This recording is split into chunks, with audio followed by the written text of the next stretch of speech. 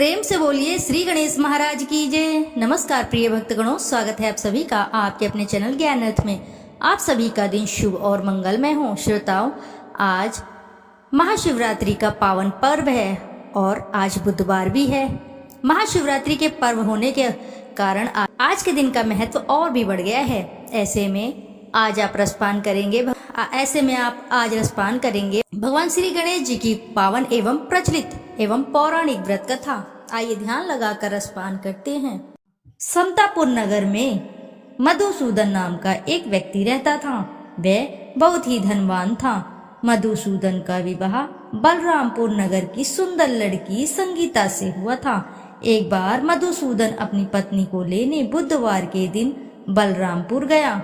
मधुसूदन ने पत्नी के माता पिता से संगीता को विदा कराने के लिए कहा। माता पिता बोले, बेटा आज बुधवार है, बुधवार को किसी भी शुभ कार्य के लिए यात्रा नहीं करते। लेकिन मधुसूदन नहीं माना। उसने ऐसी शुभ अशुभ बातों को ना मानने की बात कही।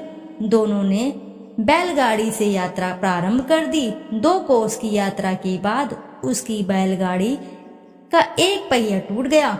वहां से दोनों ने पैदल ही यात्रा शुरू की। रास्ते में संगीता को प्यास लग गई। मधुसूदन उसे एक पेड़ के नीचे बिठाकर जल लेने चला गया। थोड़ी देर बाद जब मधुसूदन कहीं से जल लेकर वापस आया तो वह बुरी तरह हैरान हो उठा, क्योंकि उसकी पत्नी के पास उसी की ही शक्ल सूरत का एक दूसरा व्यक्ति बैठा था। संगीता भी मधुसूदन को देखकर हैरान रह गई। वह दोनों में कोई अंतर नहीं कर पाई। मधुसूदन ने उस व्यक्ति से पूछा, तुम कौन हो और मेरी पत्नी के पास क्यों बैठे हो? मधुसूदन की बात सुनकर उस व्यक्ति ने कहा, अरे भाई, यह मेरी पत्नी संगीता है। मैंने अपनी पत्नी को ससुराल से विदा करा कर लाया हूँ। लेकिन तुम कौन हो जो मुझसे ऐसा प्रश्न कर रहे हो? मधुसूदन ने कहा, तुम जरूर कोई चोर या ठग हो। यह मेरी पत्नी संगीता है। मैं इसे पेड़ के नीचे बिठाकर जल लेने गया था। इस पर उस व्यक्ति ने कहा, अरे भाई, झूठ तो तुम बोल रहे हो। संगीता को प्यास लगने पर जल लेने तो मैं गया था। मैंने तो जल लाकर अपनी पत्नी को पिला भी दिया। अब तुम चुपचाप यहाँ से चलते बनो, नहीं तो किसी सिपाही को बुलाकर तुम्हें पकड़ा दूंगा। दोनों एक दूसरे से लड़ने लगे। उन्हें लड़ते देख बहुत से लोग वहां एकत्र हो गए। नगर के कुछ सिपाही भी आ गए। सिपाही उन दोनों को पकड़कर राजा के पास ले गए। सारी कहानी सुनकर राजा भी कोई निर्णय नहीं कर पाया। संगीता भी उन दोनों में से अपने वास्तविक पति को नहीं पहचान पा रही थी। राजा ने दोनों को कारागार में डाल देने के लिए कहा। राजा के फैसले पर असली मधुसूदन भयभीत हो उठा। तभी आकाशवाणी हुई, मधुसूदन, तूने संगीता के माता पिता की बात नहीं मानी और बुधवार के दिन अपने ससुराल से प्रस्थान किया। यह सब भगवान बुद्ध देव के प्रकोप से हो रहा है। मधुसूदन ने भगवान बुद्ध देव से प्रार्थना की कि हे भगवान बुद्ध देव, मुझे क्षमा कर दीजिए। मुझसे बहुत बड़ी गलती हुई। भविष्य में अब कभी बुधवार के दिन यात्रा नहीं करूंगा और सदैव बुधवार को आपका व्रत भी किया करूंगा। मधुसूदन के प्रार्थना करने से भगवान बुद्ध देव ने उसे क्षमा कर दिया। तभी दूसरा व्यक्ति राजा के सामने से गायब हो गया। राजा और दूसरे लोग इस चमत्कार को देखकर बहुत हैरान हो गए। भगवान बुद्ध देव की इस अनुकंपा से राजा ने मधुसूदन और उसकी पत्नी को सम्मान पूर्वक विदा किया। कुछ दूर चलने पर रास्ते में उन्हें बैलगाड़ी मिल गई। बैलगाड़ी का टूटा हुआ पहिया भी जुड़ा हुआ था। दोनों उसमें बैठकर समतापुर की ओर चल दिए। मधुसूदन और उसकी पत्नी संगीता दोनों बुधवार को व्रत करते हुए आनंद पूर्वक जीवन व्यापन करने लगे। इस तरह भगवान बुद्ध देव की कृपा से उनके यहाँ खुशियां बरसने लगी। इस तरह जो स्त्री पुरुष विधिवत बुधवार का व्रत करके व्रत कथा सुनते हैं या सुनाते हैं, रसपान करते हैं व्रत कथा का, भगवान बुद्ध देव उनके सभी कष्ट दूर करते हैं और साथ ही सभी मनोरथ शीघ्र ही पूर्ण करते हैं। जो भी साधक इस कथा को सच्चे हृदय के साथ रसपान करते हैं, उनके कार्य में आ रही बाधाएं दूर होती हैं। आइए अब श्रवण करते हैं बुधवार की अगली व्रत कथा। भगवान श्री गणेश हर विघ्न बाधा को दूर करते रहते हैं। अपने सुहाग की लंबी आयु और ससुराल हमेशा खुशियों से भरा रहे, ऐसा वरदान देने वाले भगवान श्री गणेश की कहानी बुधवार के दिन आप अवश्य ही रसपान करें, जिसके रसपान से साधक के सभी दुख दरिद्रता दूर हो जाती है, साथ ही घर में सुख समृद्धि और मंगल ही मंगल होता है। आइए रसपान करते हैं ध्यान लगाकर। बुधवार के दिन गणेश पूजन के साथ यह कथा अवश्य ही रसपान करें। बुधवार के दिन सुनी जाने वाली पावन एवं पौराणिक व्रत कथा। भगवान श्री गणेश की पूजा हर पूजा से पहले की जाती है। महिलाएं खासकर अपने पति की लंबी आयु के लिए भगवान श्री गणेश की पूजा जरूर करती हैं।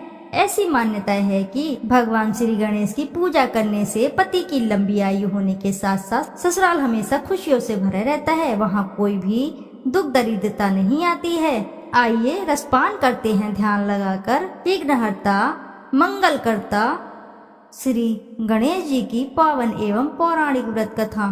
एक समय की बात है, एक भाई बहन रहते थे। बहन का नियम था कि वह अपने भाई का चेहरा देखकर ही खाना खाती थी। हर रोज वह सुबह उठती और जल्दी जल्दी सारा काम करके अपने भाई का मुंह देखने के लिए उसके घर जाती थी। एक दिन रास्ते में एक पीपल के नीचे गणेश जी की मूर्ति रखी थी। उसने भगवान के सामने हाथ जोड़कर कहा कि मेरे जैसा अमर सुहाग और मेरे जैसा अमर पीहर सबको दीजिए। यह कहकर वह आगे बढ़ जाती है। जंगल के झाड़ियों के कांटे उसके पैरों में चुभा करते जाते थे। एक दिन भाई बहन के घर पहुंची और भाई का मुंह देखकर बैठ गई तो भाभी ने पूछा पैरों में क्या हो गया है। यह सुनकर उसने भाभी को जवाब दिया कि रास्ते में जंगल के झाड़ियों के गिरे हुए कांटे पांव में चुभ गए हैं। जब वह वापस अपने घर आ जाए तब भाभी ने अपने पति से कहा कि रास्ते को साफ करवा दो, आपकी बहन के पांव में बहुत सारे कांटे चुभ गए हैं। भाई ने तब कुल्हाड़ी लेकर सारी झाड़ियों को काटकर रास्ता साफ कर दिया, जिससे गणेश जी का स्थान भी वहां से हट गया था। यह देखकर भगवान गुस्सा हो गए और उसके भाई के प्राण हर लिए।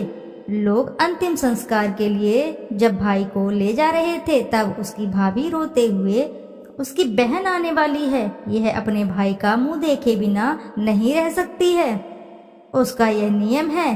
तब लोगों ने कहा आज तो देख लेगी पर कल से कैसे देखेगी। रोज दिन की तरह बहन अपने भाई का मुंह देखने के लिए जंगल में निकली। तब जंगल में उसने देखा कि सारा रास्ता साफ किया हुआ है। जब वह आगे बढ़ी तो उसने देखा कि सिद्धि विनायक को भी वहां से हटा दिया गया है। तब उसने जाने से पहले गणेश जी को एक अच्छे स्थान पर रखकर उन्हें स्थान दिया और हाथ जोड़कर बोली, भगवान मेरे जैसा अमर सुहाग और मेरे जैसा अमर पीहर सबको देना। और फिर बोलकर आगे निकल गई। भगवान सोचने लगे, अगर इसकी नहीं सुनी तो हमें कौन मानेगा, हमें कौन पूजेगा। तब सिद्धि विनायक ने उसे आवाज दी, बेटी इस खेजड़ी के साथ पत्तियां लेकर जा और उसे कच्चे दूध में घोलकर भाई के ऊपर छींटा मार देना, वह उठकर बैठ जाएगा। यह सुनकर जब पीछे से मुड़ी तब वहां कोई नहीं था। फिर वह सोचने लगी कि ठीक है, जैसा सुना वैसा कर लेती हूँ। फिर वह 7 खेजड़ी की पत्तियां लेकर अपने भाई के घर पहुंची। उसने देखा वहां कई लोग बैठे हुए हैं, भाभी भी बैठी रो रही और भाई की लाश रखी है। तब उसने उस पत्तियों को बताए हुए नियम के तहत भाई के ऊपर इस्तेमाल किया। तब भाई उठकर बैठ गया। तब भाई बहन से बोला, मुझे बहुत गहरी नींद आ गई थी। तब बहन बोली, यह नींद किसी दुश्मन को भी ना आए। और उसने सारी बात अपने भाई को बता दी। तो मान्यता के अनुसार यह है गणेश जी की चमत्कारी कहानियां। प्रेम से बोलिए प्रिय भक्तगणों, जय श्री गणेश महाराज की। प्रिय भक्तगणों, यदि आपको कहानी अच्छी लगी है तो वीडियो को जरूर लाइक करें, साथ ही चैनल को सब्सक्राइब करें और एक बार अपनी सच्ची श्रद्धा के साथ कमेंट बॉक्स में जरूर लिख दें, जय श्री गणेश महाराज की जय। फिर मिलते हैं आपसे ऐसी किसी कथा कहानी में। जब तक के लिए नमस्कार श्रोताओं।